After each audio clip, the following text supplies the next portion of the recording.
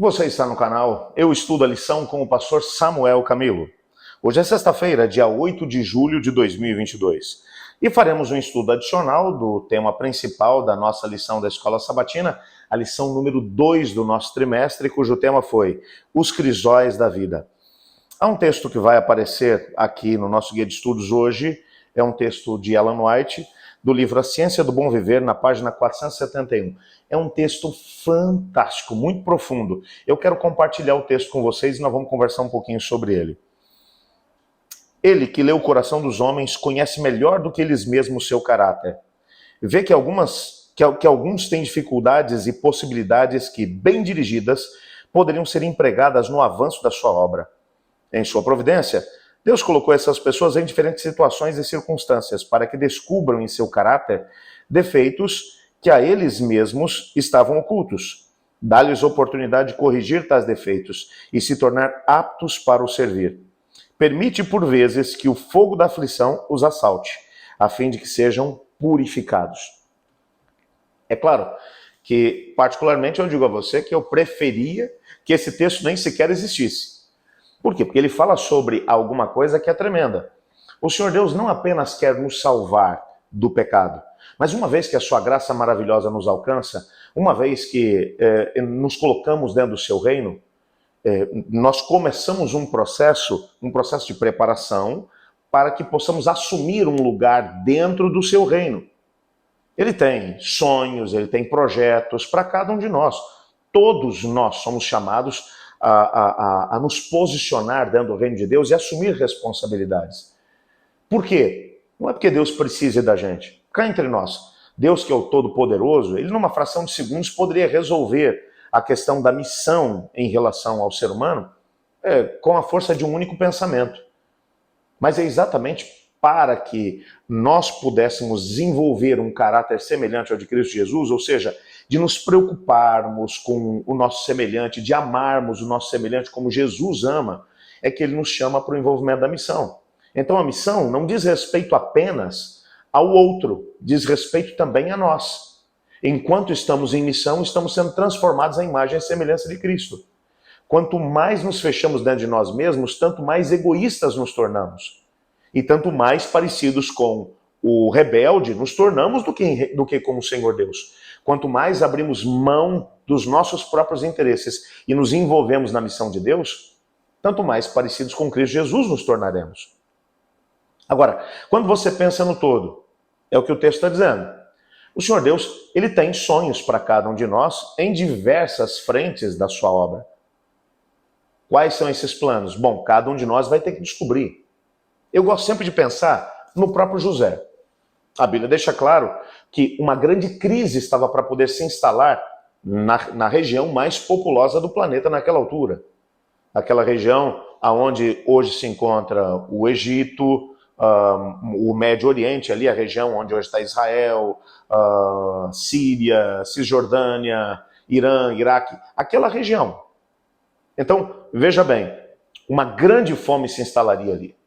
Se alguém não se levantasse para poder cuidar das pessoas, para ser o instrumento de Deus usado para a salvação da raça humana, muita gente se perderia, talvez até mesmo aquela região acabaria se tornando uma região despovoada.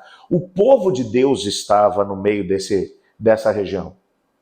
O povo de Deus, o povo de Israel, que era composto por aproximadamente 70 pessoas naquela altura, um povo ainda muito pequeno, com fragilidades, dificilmente conseguiria passar por uma crise como aquela. Para salvar o povo de Deus e ao mesmo tempo as pessoas da humanidade, o Senhor Deus precisava que alguém assumisse um lugar de destaque e preparasse o mundo para essa crise. Ele olha para um menino de talvez 16, 17 anos no máximo, José, e vê que José teria condições de ser o instrumento usado por Deus para dar resposta àquela crise. Quais são os problemas? Quando olhamos para a Bíblia, percebemos que José era um menino mimado pelo pai, e mimado mesmo. O Jacó tinha estragado José por causa do excesso de cuidados. Ele vivia, consciente ou inconscientemente, criando intriga entre os irmãos e o pai. E agora o Senhor Deus percebeu, esse menino tem condições de se tornar o segundo homem mais poderoso do mundo, para preparar o mundo para a crise que vai se abater.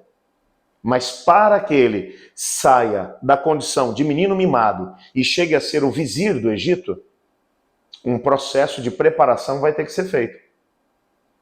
Aí você vai dizer, então Deus foi que fez com que os irmãos o vendessem? Não, mas Deus poderia ter intervido para que essa venda não acontecesse. Ainda assim, o Senhor Deus permitiu que algumas coisas acontecessem com ele. O inimigo procurava destruir o José. O Senhor Deus foi costurando através de todas essas circunstâncias para poder burilar o próprio caráter do José.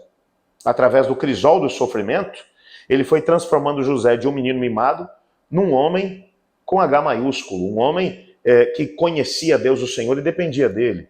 Um homem que sabia administrar na fartura o que ele foi aprender na casa de Potifar, mas que sabia também administrar na escassez o que ele foi aprender na prisão.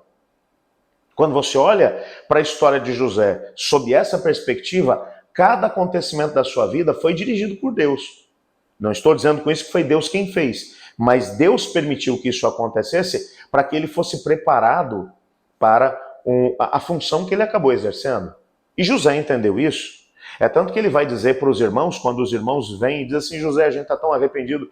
Ele diz assim, fiquem tranquilos, porque Deus me mandou para cá, me trouxe para cá antes de vocês, para que a vida pudesse ser preservada. Hoje eu entendo isso. Então, o que o texto está dizendo é que às vezes o indivíduo, Deus tem um plano para o indivíduo.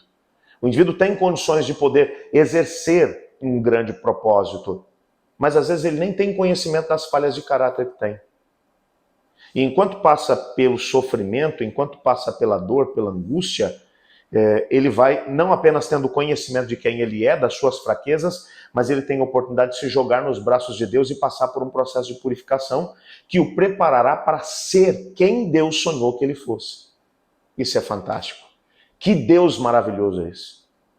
Portanto, hoje, se eu estou falando para alguém que está passando por um momento de sofrimento, de dificuldade, pode ser que você simplesmente esteja numa escola, passando por um processo de preparação para poder assumir um papel importante dentro do reino de Deus, para que o grande plano que o Senhor Deus tem seja uma realidade através de você.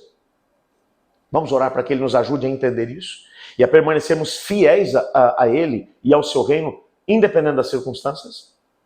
Obrigado, Senhor, por Tua palavra e porque nela descobrimos o Seu amor incondicional para com cada um de nós.